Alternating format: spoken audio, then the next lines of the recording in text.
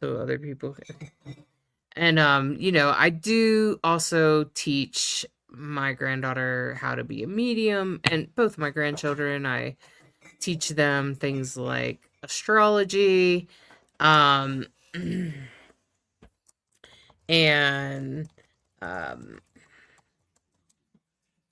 stuff like that. And I think that I think that for them, it's really good for them. I think kids should know their astrology chart in the beginning. I don't think you should wait until you're an adult to get an astrology reading.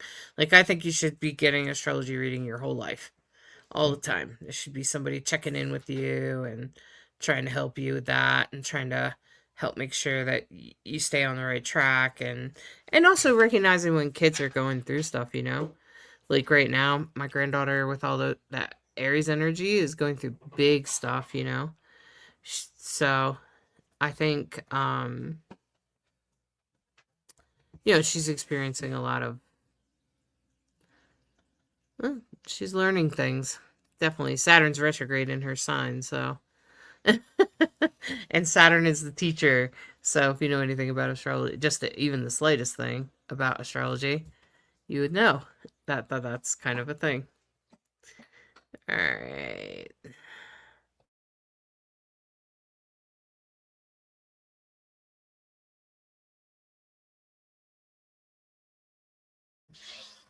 It stopped me from doing it. I don't know why Facebook does that, but sometimes it won't let me go live in the group. And it's so stupid. I think you were having this problem too, Mama Cole. It's not just you. It let you do it last week. I just tried to do it now and it bogged me back out. And it just won't even take it. It's annoying. Um, I don't know why it does that, but it definitely does. So it's a mystery as to why. So Brighthawk like logs under her name and logs in. Hi Tawny. Hi Tawny. Hope you are well. Hope you are well. It's good. I hope you're doing okay with this Mercury retrograde. It's definitely a navigation period for all of us. I am over in Discord as well. Um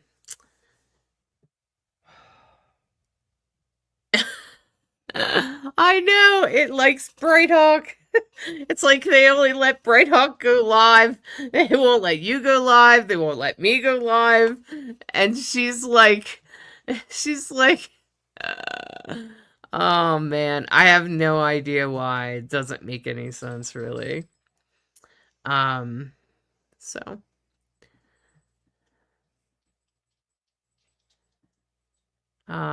so you're having a hard day today, Tani. Today's your dad's fourth anniversary for being passed. Yeah. You must have been really close to your dad, eh? Have you learned to communicate with him? And seems like a long time. And I wonder if in that time that maybe you've learned to communicate with him. And do you communicate with him on a regular basis, Tani? Tani said, yeah.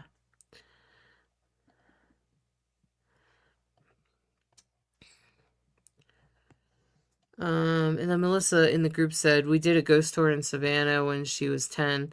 She loved all the things paranormal. The guide was so impressed with her knowledge and questions. He gave her a personal EMF reader. We had all kinds of seances. It was the funniest time ever until her papa started screaming in the dark room and then she was done. Oh my gosh. That's hilarious. Um, yeah, paranormal. Mm. Some of that stuff is kind of silly. It's just, I mean, I, I haven't always had the greatest experience with paranormal community. So.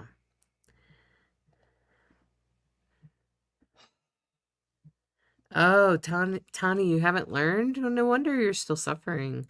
That's the biggest healing tool for that's the biggest healing tool for healing grief, really, in general, is to just try to communicate with the other side, to try to communicate with your loved one, because it's a pretty simple, it's a once I explain it, it makes sense. So like it's a basic human need to be connected, right? And to be connected to your dad, being connected to your dad was a really Your life. was thank you was really an important thing, right? Like being connected to your dad is a basic human need, right? So then on top of that, um what happens is you sort of lose, right? You kind of lose your person. So then your person passes away, and you lose this person that you love. And um and then over time, you know, you try to heal it, but it doesn't, it's hard to heal. And so anyway, the reason is because your brain needs to be connected to these people. So instead of saying that this person is just gone, period, um well, while that's true, they are kind of gone from the physical realm. If you engage with them on the other side on a regular basis, what ends up happening is it ends up healing you, right? And so then, if you can feel him, then you can communicate with him, Tawny. Everyone can communicate with their loved one. Um, so and then what you do is you there's a guided meditation on Brighthawk's YouTube page that might be helpful for you. And then once you learn how to connect, what happens is then your brain doesn't see you as having lost that person, and the grief is easier to heal because then you are still connected to that person, but you're connected on the other side, right? Okay. And so the relationship has just changed. It's the way it is. It has changed, right? And so that's like actually the best way to heal grief is to learn how to connect. Tani, I'm gonna put a link here. Here's a link to Brighthawk's YouTube. Maybe you can you'll have to check that out. And that's directly to the Meet Your Loved Ones guided meditation. That could be really helpful for you. Um, Following those meditations, I find that the handpan is a really powerful instrument, number one. And then number two, I just feel that like by using that instrument, you're sort of escorted to the other side. Hi, Daniela. All right, good, Tony. Yeah, I think it'll help you a lot. I think today's like a good day to try, And that's the thing is, you don't want to be dependent on other people to communicate with your loved one, and everyone can communicate with their loved one on the other side. That's actually really true. Because think about it, your loved ones become your spirit guides. And so then therefore, um if you're a human being, you have to be able to communicate with your spirit guides. Like there has to be some sort of communication method for everyone because everyone has spirit guides, right? So if everyone has spirit guides, everyone's here for a reason, and therefore, right? Okay. Therefore, you have to be able to talk to your loved ones because they're your spirit guides, because they're the ones trying to help you out. And so we can all hear it. We've just been disconnected. The Matrix has really disconnected us from our soul. That's why, it's interesting that nature, that the Matrix, that like the way things are today with technology and science and all that stuff. Hey, Kiki. Um, is that like, isn't it interesting that what the technology disconnects us from usually is nature and our soul, right? Okay? And not everyone is disconnected because I don't feel disconnected from my soul or from nature, but I live in the forest essentially. Most of my neighbors are trees, and then, like today I took a walk. I walked for a mile, and it was mostly trees, right? Okay. So, and there's some other houses in the neighborhood, and I don't think we've seen anyone else though, except for some guy on a roof. But outside of that, I think I didn't see anyone. And so that's what I'm saying. Is like, how do you feed your soul? Do you go out in nature and feed your soul? Right? So I manage myself in a way, or try to, that I stay connected with technology, but I also do lots of other things, right? So I also cook, and um, I make my food mostly from scratch. Like, I cut my food up. I think that it's really important to do things like have a wooden cutting board and cut up your vegetables and experiment with flavors. And did you know that creative cooking, this means like maybe you have some idea of what you're going to make, or maybe you have a recipe in your head, or maybe you're working with an AI bot, which I have done. But somehow you creatively come up with a cool recipe with the stuff you have.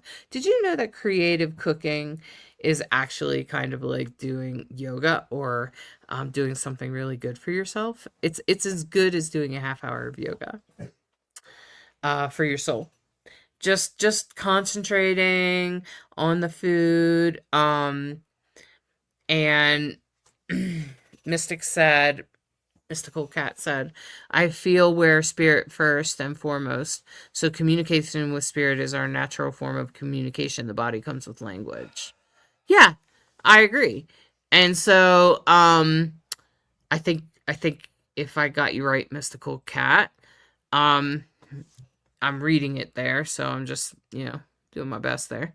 Anyway, yeah, so I feel that if you get connected to nature, you can be more connected to everything else. You can be more connected to your soul. You can be more connected to spirit. You can, you know, but how do you stay connected to that? How do you do that?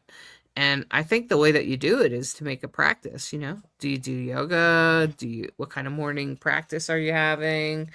Um, what kinds of things are you up to? What do you do with your life day to day? Do you touch your food? Do you know your farmer? Do you garden? Do you grow your own herbs?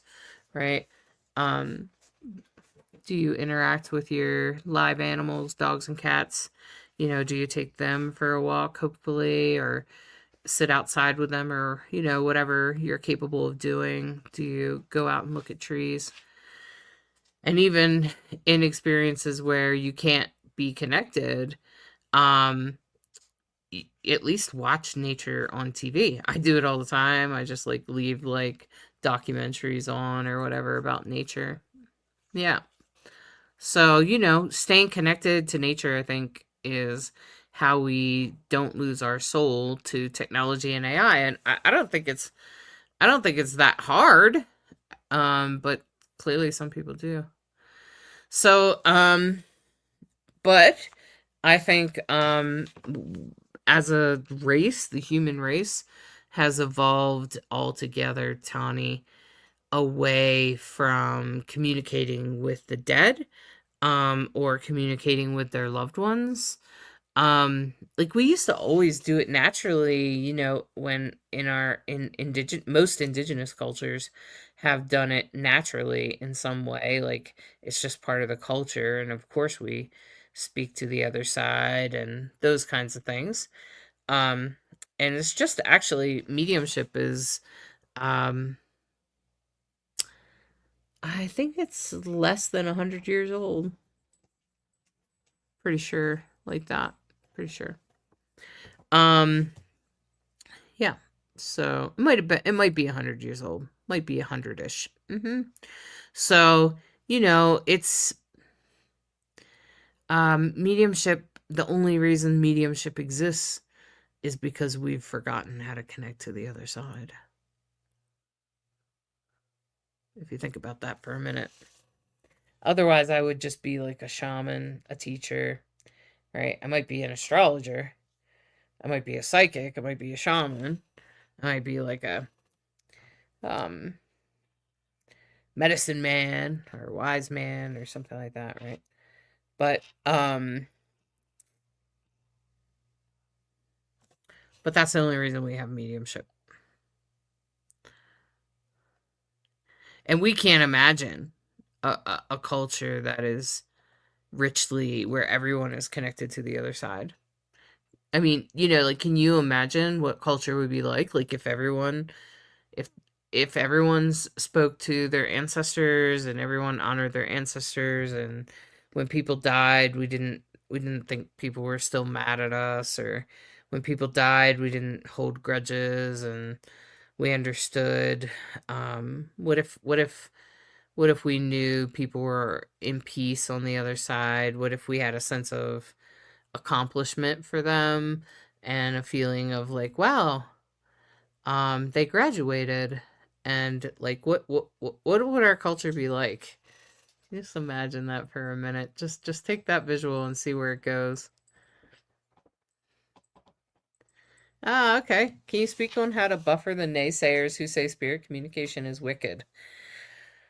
Well, okay, so there's a whole bunch of people that say it doesn't even exist, but then there's a whole bunch of crazies that say it's wicked. And here's the thing. Um, those people are usually coming from, so if you want to engage, so my first sort of suggestion is, do you really want to engage in a conversation with them? Like, you don't have to engage in a conversation with them. I'm just saying. Um, you don't have to um talk to people that think that mediumship or connecting to the other side is wicked. So, number one. Okay. So, number two, um if you don't want to argue, and maybe it's family members or something like that, you could say, look, this is my belief system. I appreciate if you didn't make fun of it or make those comments about it or whatever they're doing. I don't want to talk about it with you because clearly you have your own ideas and I have mine. And I'll leave yours alone if you leave mine alone. Okay? And usually, even Christians will STFU at that point. Shut the fuck up. Okay? Um, and most of them will stop engaging in that behavior.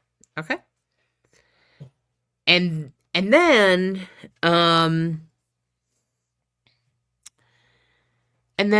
there is then what happens is you can discuss with them people that are, you know, um naysayers, or they're usually Christians.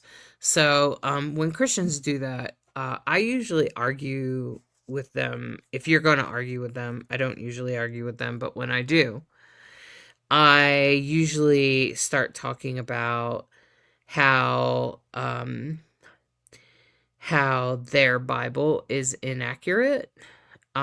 So there's ways that you can educate yourself, and it's pretty easy to look up some facts about the Bible. There's lots of shows on Gaia that can help you understand, like, Jesus's real path and who was he really, who was Jesus really.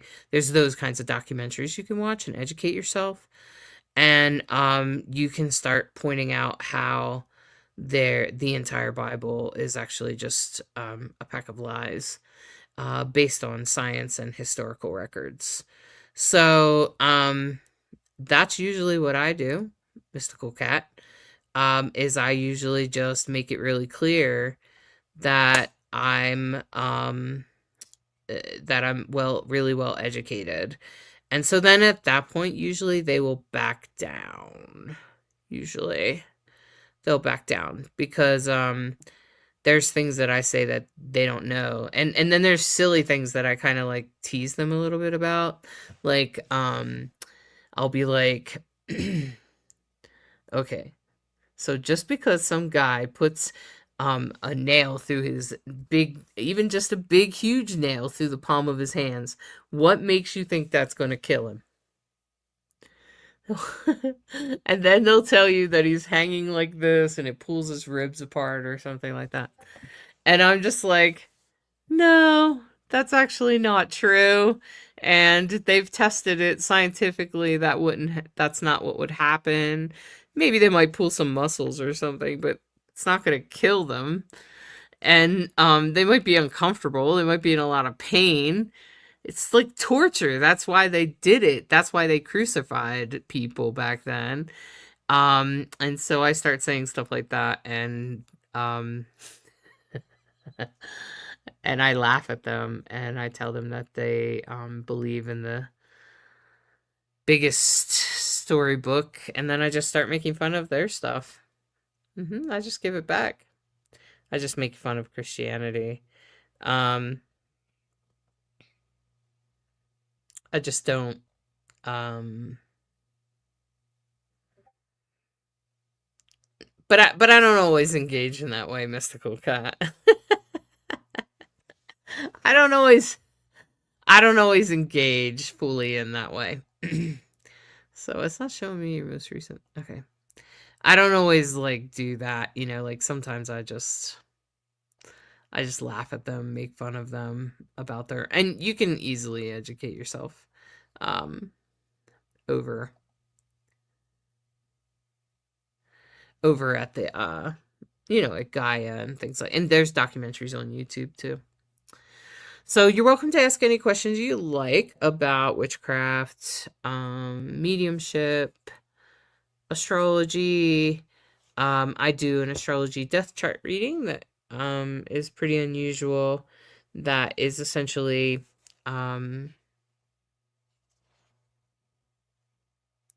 it's a video. It's recorded on Zoom, and I go through the astrology of the person that's passed, your loved one that's passed. And I look at their birth chart and their life and their death, and I kind of put it all together and help you understand the universe's perspective of their death, of their life. And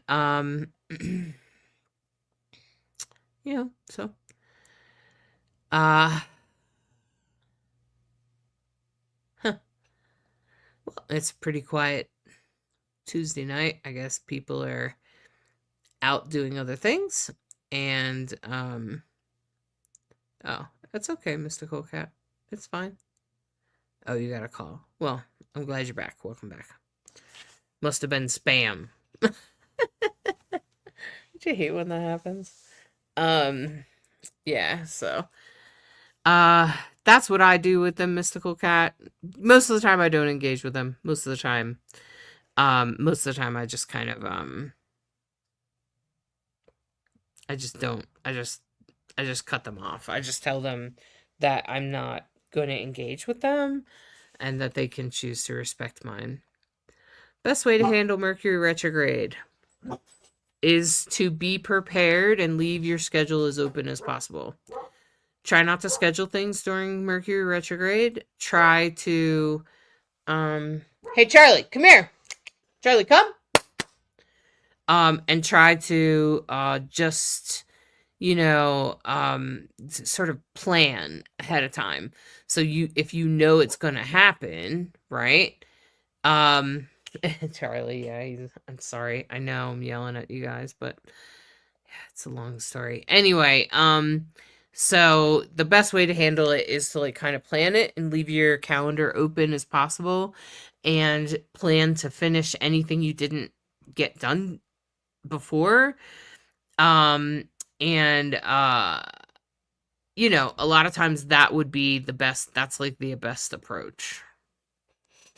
Okay. Is to like try not to have anything on your schedule and just be ready for your schedule to be rearranged. Just be prepared for that all the time. And so I just try to do my best. And if there is anything that's scheduled, I'll just be looser with the plans. I'll leave lots of extra room around things. Try not to book things too close together. That kind of stuff. Mystical Cat said, any advice for the extra summer burnout I'm feeling? Oh, Mystical Cat, that's probably has a lot to do with Saturn retrograde. So this summer, we're going to experience by August all of the planets going backwards in astrology. And when you look at that, what you realize is that, like, that's kind of like, it's like slowing down. It's like someone put it in first gear. It's like you went from third gear to first gear, and that's what Mercury retrograde is. So you're going speeding along. Oh my god. Um, and so you're kind of like, you're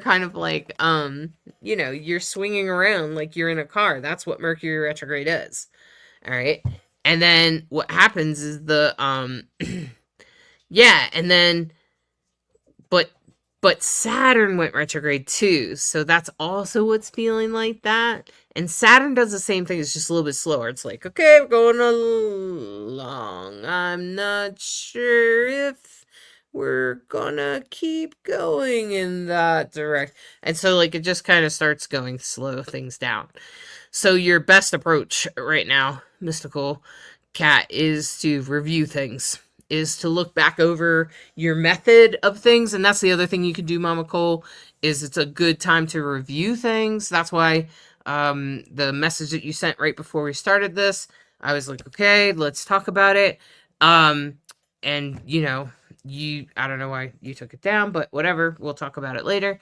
And so, like, those kinds of things, like reviewing and editing things, trying to sort of recheck over how you've been doing something, that is like the best use of astrology in general. I'm sorry, of any retrograde in general. Like, I think it's much better when you do it like that, because then um you don't have to worry so much about what might be, mm, you know around the corner. So if you instead just find yourself reviewing things, or just go back over it, just be like, okay, I gotta review it. And it's like an editing process, like editing a book, it's like writing a book. Best thing you could do is go back over it. Okay. So um I think that's like the best approach. Okay.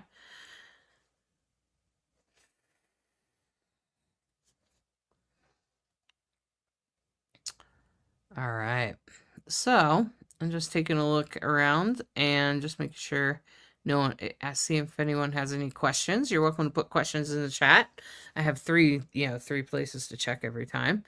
If you have any questions, just put them up in the chat. I'm happy to answer them for you. I have been a witch most of my life since I was 13. That's when I kind of started on my path. Of course, I started out in the darkness. I'm in the light now. Um, Now I'm very more, so I come from darkness, so I know what darker paths look like. Um, and I am trauma informed. I've come through a lot of trauma. I've healed a lot of trauma, so I can also talk about that.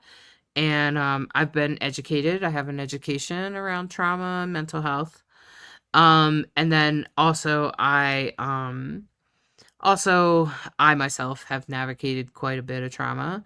I use a spiritual and scientifically approved, scientifically proven methods to heal trauma, rather than just spiritual stuff. And while I think spiritual stuff has its place, I also think science has its place, and technology. And I think if you want science to be open to some of the more spiritual things, the more subtle things, then we have to be open to science. And so I stay open to science. And interestingly enough, um, I have found all sorts of interesting things that could help heal people's trauma. A lot of us have it, a lot of us live with it. Some people think you'll never heal from it, and that's not true. You totally can. And when you do, you'll probably, your third eye will probably come online, which actually I think is an interesting concept that, when we were talking about earlier, how like your soul is removed, like we're not as connected with our souls, right, like we used to be, and we're not as connected to the spirit world as a result, and we're also not connected to nature, right. I That's how I reconnect with my soul, is to be in be in nature, and I think that's true for most people. um and then I think also, um you know, as you start to sort of wipe back trauma, it becomes easier for you to engage with your spiritual side.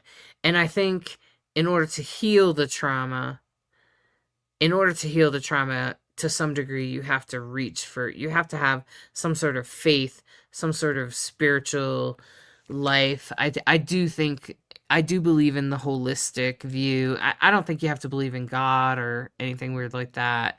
I just think that you have to have some sort of, you have to have sort of like AA believes, where they believe you have to have a higher power. Like they believe that you should have a higher power. It's sort of like that.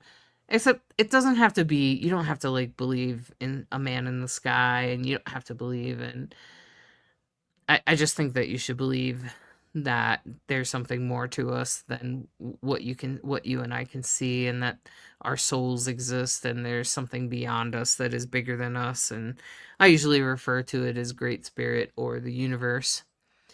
I shouldn't be using Great Spirit because that comes from the indigenous culture, and I don't want to culturally appropriate. So, I have been working on saying the universe instead. Um, and I think the universe is actually a really great way to put it. Because I feel like if you're in touch with the universe, then I feel like, um, and that's why I like astrology, right? Um, yeah, it pulls from the gods that we've created in the past. Like a lot of the planets and zodiac are named and understood through those stories. Like when you start to study astrology, you start to learn that all of these planets are actually connected to like some mythology, some Greek mythology or something. So if you're like a philosophy geek, you should check out Christopher Renstrom. He's pretty good about talking about things about astrology and connecting it with stories. Sometimes he's a gay guy, so sometimes he'll connect it to like a modern like like you know, Broadway show or something. But it's fine if you like stories, and you like to, and you learn things through stories. That's a really great way to do that. Um Christopher Renstrom, and but you know, be prepared for a long story. But he's a great astrologer, and I appreciate sometimes that. I like to sometimes hear a story, and so if I'm in the mood to hear a story, I'll listen to Christopher Renstrom, and you know, he'll tell you why Uranus is Uranus, why it's called Uranus, and there's some other astrologers that do it too. But he specifically is a storyteller, astrologer, or something like that. So yeah, so and that's kind of a fun way to learn astrology. Astrology is just mostly about learning the signs and the symbols and the zodiac. And then once you get all that, um then that's it, you know, then the rest is easy. The rest is simple. That's really all it is. It's about memorization. That was the hardest part for me, was remembering the symbols and all the zodiac and all um the stuff, you know. Just learning all that. So I got cheat sheets. So, you know, astrology is really powerful, I find. And then that gives me a spiritual sort of foundation or grounding to kind of live on and live off of. And I live a very purposeful life. So everything I do is purposeful. And so I hope that you live a life like that too. That's one of the ways that you can find that your life is lived more fully. I just read a book. I read a book this winter um, called The Well Lived Life by the 101-year-old holistic. She's like the mother of holistic medicine. And I'm very much would call myself a holistic healer. I use all things. I use all methods. I use spirituality, yes, but I also use science, right? I also use diet. I also use herbs, right? I might also have you go to the doctor depending on what's going on with you, right? So that's the type of healer I am. And um you know, that's super it's super um I think holistic is a better approach. I know that when I see doctors, if they're not holistic, I don't if they're not considering all the parts of me, it doesn't go well. So, um like I just don't heal as well. So, I don't know if any of you have experimented with, like natural medicine, naturopathy, homeopathy. I've done all those things plus herbal medicines, which could come from a naturopath. Um, but I find that if I don't use those types of healings, it doesn't really work. So I should always go to those first. I have Jupiter in the sixth house, and if anyone else has Jupiter in the sixth house in astrology, this means that you're best treated by natural medicine. Can you speak on how food affects you in a psychic mediumistic sense? Yeah. Yeah, sure. So how processed versus natural food changes us. So I don't know, you guys have, here's a couple of things that to really pay attention to in your food. First of all, when you're eating, are you tasting the food or are you just shoveling it in your mouth? You're hungry, so you're just eating. So I want you to slow down a little bit. And when you slow down and you slowly like have a little bite and chew and maybe look out the window at a tree, or look at the clouds and you just be really conscious about chewing and tasting your food. In fact, here's a funny thing. When I first became a witch, here was a fun, I would love to do this with you guys. And I do this sometimes when I'm working with people. This is one of the practices that I might teach if a person is trying to get more mindful about their eating. We get a sacred bowl. Okay. And, this is a sacred bowl. And for like a whole week or a period of time, everything that you consume must go through the bowl. Okay? So that means your sandwich has to go through the bowl. Your chips, your cereal has to go through the bowl. Even if you put another bowl inside of it, it's fine. Okay? But you always want to be using this bowl. So you eat everything out of it every day. Now, sometimes some people will do this when they go on a retreat, but you can totally do this at home. And it's really powerful because then what starts to happen is like one of the things that happened to me the first time I did it was I was like, well, I'm consuming the TV right now. And so I messaged my teacher and he was like, sounds like you better pass the remote through the bowl. So I did. And he said, leave the bowl on my lap as I watch TV and be aware that I was consuming the TV. And then while I was on the computer, while I was playing video games, I put my mouse in the bowl. Of course I couldn't keep using it, but it was a conscious reminder, a conscious exercise. And everything I drank, everything that went in my body, everything that I either looked at or heard or whatever. And so you keep this bowl with you for like a whole week, right? And it's like a spiritual practice, okay? Um, I'm not, there's thousands of people that have done this. Like, we've had conversations about it. And people will be like, did you ever do the bowl thing? Right? Okay. And so this is what I'm talking about, the bowl thing. Okay. The bowl exercise. And so the bowl exercise will totally make you aware of what you consume in the course of a day. Even though you're not like writing it down or whatever, you're just passing it through the bowl. It just adds a few seconds, a few moments of awareness, and you start to become more and more aware of what you're consuming, more and more aware of the food that you're eating, more and more aware of what kind of choices you're making on a day-to-day basis, right? And then so that's one step that I think is really powerful.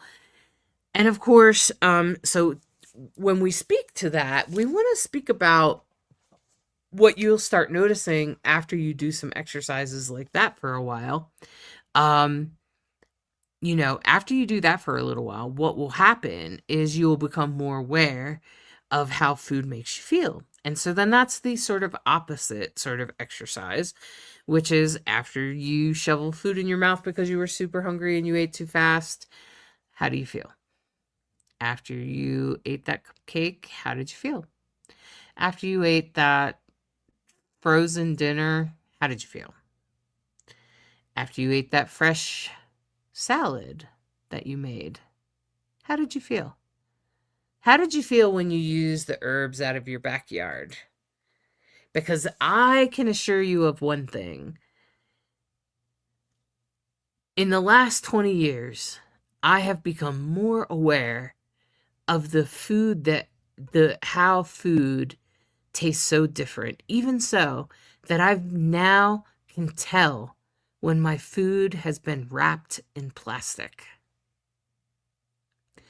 You know when you buy those little bars and whatnot, and they've been wrapped in plastic. And I don't know if you guys know, but there's all kinds of like scientific health problems with plastics and with food in general.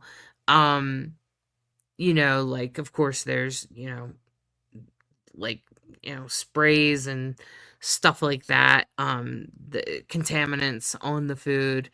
And then there's forever plastics, right? So yeah, so Kat's like, yeah, the microplastics in our food. Exactly. So like that's what I'm saying is like, Kat said, I read a book a few years ago about one bowl, a Buddhist way, mindfully consuming food, all about the stomach is the size of a small bowl and be mindful process of preparing and eating it. Yep. That's right, Miss. That's right, Kat. That's exactly what I'm talking about. It does come from a Buddhist tradition. Yeah. But lots of people have done it, like pagans and stuff like that. Um, so like that's the other thing that you should be paying attention to is like, are you consuming plastics? Do you have a plastic spoon in your kitchen? Do you have plastic cutting boards? Are you drinking out of plastic bottles? What kind of lids are you using on the top of your glass bottle? Um, and what's your water source? Where are you getting your water from? Is it filtered or, don't buy bottled water. And it's actually really bad for you. You're better off drinking tap water. And then on top of that, then there's like, lots of other things. Like I always say, I think you should look your farmer in the eye. You should look the person in the eye that grew your food. When was the last time you looked that person in the eye? I just talked to my buddy Matt just last week. Just last week, I said I bought Matt's beets and I just made them today. I steamed them and they're cooling off over there. They're white ones with the little red stripes. I don't know if you've ever had those, but they're really good. They're less beet tasting and they're really good in the salad. And I have cabbage that I got from another farmer friend. And I look the farmer in the eye. I shake their hand. I pay them personally. Um, and that goes for pretty much all of my vegetables. I order my meat from Butcher Box. It's not my favorite. I wish they didn't wrap everything in plastic. Um, but We still have to work on getting away from that. All of my like cutlery and all of my food items are all glass or something like that. I make most of my food. I personally make it. Um and as I said earlier, is that like the act of cooking food is magical. You are doing magic in that moment. You could be a kitchen witch like me. Yes, I would call myself a kitchen witch. Um and I think that cooking um grounds you. Today I was working on that website for somebody and I was just tired of being behind the computer for a while and I was just like, "Oh man, I got to stand up, got to move around, got to do something." And so I just started cooking. So I got a salad, the beets are cooling, the cabbage is all cut up and I made cabbage taco things where you just slice cabbage and you throw it in the oven for a few minutes and kind of roast it with some salt and pepper and spices on it. And then you use those like little tortillas and you put meat and cheese and sour cream like a taco, whatever you would have on your taco on there. And then you just eat that little. I usually eat it with some tortilla chips um, you know, and I try to buy the tortilla chips in a brown paper bag when I can. Um, and here in Colorado, that's pretty easy to do. You know, lots of people like tortilla chips around here. And all the food, most of the like food items I buy, like salsa or something like that, they're in a jar. They're in a glass jar. I don't like buying things in plastic. I will choose the glass jar over plastic almost every time. Um, and I don't have an issue with plastic. I have plastic all over here that holds my papers and my some items I have over here next to my desk and stuff like that. I just it shouldn't be holding your food. So take a look at that. And usually my food habits overwhelm people. See, Mystical Cat said, "Yep, I speak face to face with my farmers. I'm so grateful to be able to go directly to the source for my food. I try to stay within 100 miles of home for my food." Awesome. Great, Cat. Yeah, so yeah, you were a chef too. Isn't that funny, Cat? That's hilarious. We have that in common. I'm a spiritual chef. Um, so I've chefed for like spiritual retreats and actually, frankly, I think when people make your food, if they're pissed off or grumpy or they hate their job or whatever, and I think that their energy goes into your food. If you're not aware of someone's mood when they're cooking your food will always taste better when you're in a decent mood. So I just try to make a lot of time for cooking. I don't watch much TV. Most of the time I sit here and do my work or do whatever I have to do. I walk my dog, I make my food, and sometimes I watch an hour or so of TV at the end of the day. But outside of that, most of the time I'm cooking or something because it's a healthier action than watching TV or playing games. It's just healthier. And I know that it's good for my body, it's good for my mind, it's good for my soul, especially like Kat and I are talking about. And it will heighten your senses. It will heighten you to know what to do next. It will heighten you to guide in your it's like sometimes when you're chopping beets, you might hear from your guides. It's like in that moment while you're stirring whatever you got in the pot, you might realize, something about your loved one that's on the other side, or that's called claircognizance, you guys. And so people aren't aware of how like when we get connected to ourselves and we get quiet a little bit, that's when you're gonna hear stuff. Not when you have the TV blaring in the background and you got your phones going off and you're throwing something in the microwave. That's not how you get connected to the other side. You get connected to the other side by chopping cabbage and stirring a pot of delicious homemade food and turning on music that lifts your soul um and singing and dancing in the kitchen, you know? That's that's when you hear from them. Yeah, that's when you hear from them. Chop wood, carry water. Oh my gosh. Yeah, mystical cat. That's definitely yes. um okay. Mystical cat's done really big. I haven't I haven't done that big. I've done 80 spiritual retreats usually. So usually what we do is in spiritual retreats, particularly in the event with Bright Hawk, other than like small like retreats literally where you have like a dozen people or something. Um, we do this other larger retreat where Bright Hawk was leading. It's called an alchemical fire circle, or a sacred fire circle, or a transformational fire circle. Mystic circle is what we want to call it. Um, and essentially, typically, 3 nights in a row, people drum and dance all night long from like pretty much midnight to sun up, which is about 6 in the morning, 7 in the morning. And people drum and they dance, and so each night is another step in the alchemical process. And so the first night is like you're dealing with your lead, right? You're dealing with your biggest shadow. And so I made like comfort food because that's what you need, right? When you're dealing with your shadow, that's when you need macaroni and cheese, that's when you need tacos, right? Okay. And because of the type of retreat it was, everybody gets like a work shift or two. Everybody has like a work shift every day. It's also a great way for the community to kind of get to know each other. So people would come in and they would get to learn about whatever I was making. I would kind of teach them how to make these dishes from scratch, everything from scratch.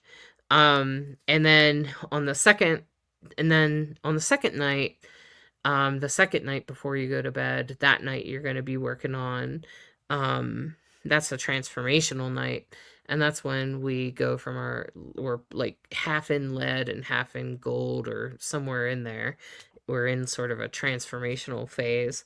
And so in the transformational phase, um, I made, um, I think I made African food. I think I made an African dish. Um, and so I made like some African foods. We do use African drumming in this, so it's very appropriate. And that's kind of like how you transform, is by drumming, is by, dancing to the African drums.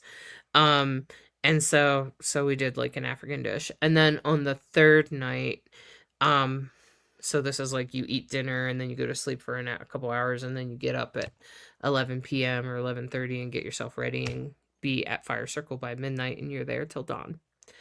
Um, and on the third night, I did like a super beautiful, like, this is like the best food. This is the gold. So I did I do authentic Indian cooking. And we had beautiful Indian food, and it was so delightful. We had a couple people there that lived in India, grew up in India, and they were like, "Your Indian food is like real Indian food. It reminded me of home." And so much so, one woman kicked me out of the kitchen and she made me chai for the next morning. Um, so, it's, and so I really like doing it that way, where we're praying over our food, where we're honoring where the food came from, where we're all of that food at that retreat I shopped for the week prior at local farms. Um, and it was all very